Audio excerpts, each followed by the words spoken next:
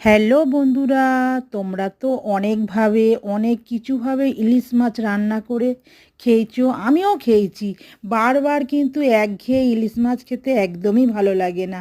দেখছো তো ইলিশ মাছটা আমি একদম নুন হলুদ দিয়ে ভালো করে একটু তেলের ওপরে নাড়িয়ে চাড়িয়ে নিচ্ছি, হালকা ধরনের একটু ভেজে নিচ্ছি। তারপর দেখছো ইলিশ মাছটা ভেজে তুলে নিলাম। নেওয়ার পরে এবার আমি দিয়ে দিলাম কালো জিরে, আর এটা হলো বেগুন, লম্বা লম্বা সাইজের বেগুন কেটে রেখেছি, বেগুনটা দিলাম। এবার বেগুনটা কিন্তু আমি লাল করে নিচ্ছি, খুব একটু ভালো করে লাল করে নিতে হবে। তাতে দিয়ে দিচ্ছি 4-5টা কাঁচা লঙ্কা, আর দেখছো লাল লাল করে ভেজে নিচ্ছি বেগুনটা। তারপরে আমি দিয়ে দিলাম এটা জিরে গুঁড়ো, শুকনো লঙ্কা মানে মরিচ গুঁড়ো যেটা, আর হলুদ গুঁড়ো, 3টে জিনিস দিয়ে নাড়িয়ে চাড়িয়ে আমি নিচ্ছি। আর নাড়িয়ে চাড়িয়ে নেওয়ার পরে আমি দিয়ে দিলাম জল। এবার জলটা দেওয়ার পরে আবার কিন্তু একটু খুন্তি দিয়ে নাড়িয়ে দিলাম।